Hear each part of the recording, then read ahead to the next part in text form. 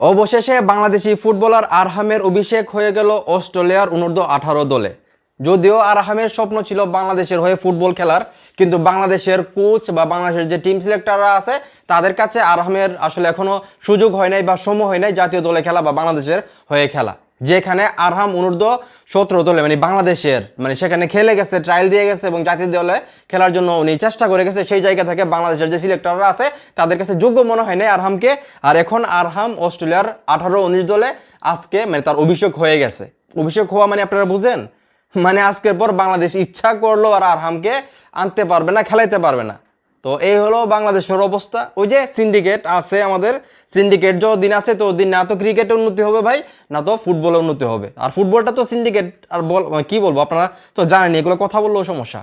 তো এইভাবে যদি প্রত্যেকটা খেলোয়াড় যদি বাংলাদেশের যারা বাংলাদেশে খেলতে আসে জাতীয় দলের হয়ে প্রবাসী ফুটবলাররা, তাদেরকে যদি ঠিকভাবে ব্যবহারই করতে না পারি, তাদেরকে যদি আমরা দলেই না ডাকি, তাহলে তো এই খেলোয়াড়দের পাশাপাশি অন্য যারা আসার আগ্রহ দেখাবে তারা তো আসবে না ভাই। কারণ তাদের সুযোগ আছে, তারা তো টাকার জন্য আসে নাই বাংলাদেশে। বাংলাদেশের জাতীয় দল থেকে খেললে যে টাকা তারা পাবে, তারা ক্লাবে খেললে তার চেয়ে 1000 গুণ বেশি টাকা পাবে। তাহলে দেশের জন্য কেন আসে খেলার জন্য? কারণ তাদের ভালোবাসা পাওয়ার জন্য।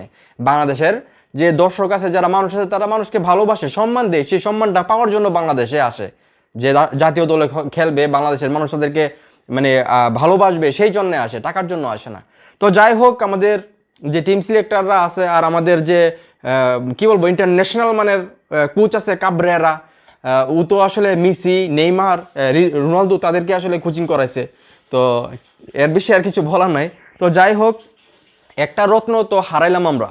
তো সামনে যারা প্রবাসী ফুটবলাররা আসতেছে তাদেরকে ভাই ঠিকভাবে আপনারা একটু যত্ন নিয়েন, তাদের একটু পরীক্ষা নিরীক্ষা করেন। কারণ বাংলাদেশের জাতীয় দলটা ফুটবল খুব ভালো করতেছে এবং আমরা আশা করি সামনে আরও ভালো করবে যদি ঠিকভাবে আমরা আমাদের প্রবাসী ফুটবলারদেরকে কাজে লাগাইতে পারি। তো ফুটবল ফেডারেশনের যারা আছেন, ক্রীড়া জেলা পরিষদের যারা আছেন, আপনাদের কাছে অনুরোধ, আপনারা ভাই এই সিন্ডিকেট বাদ দেন, নিজের যে লাভটা আছে সেটা একটু বাদ দেন, দিয়া দেশের কথা চিন্তা করেন, দলটাকে ভালোভাবে গোছান। ইনশাল্লাহ 5 বছর পরে হোক, 10 বছর পরে হোক, 20 বছর পরে হোক, বিশ্বকাপের স্বপ্ন দেখেন। একদিন ইনশাল্লাহ এই দল নিয়ে বিশ্বকাপে আপনারা যাইতে পারবেন, আমি যেটা মনে করি। তো যাই হোক, ভিডিওটা এখানে শেষ করতেছি।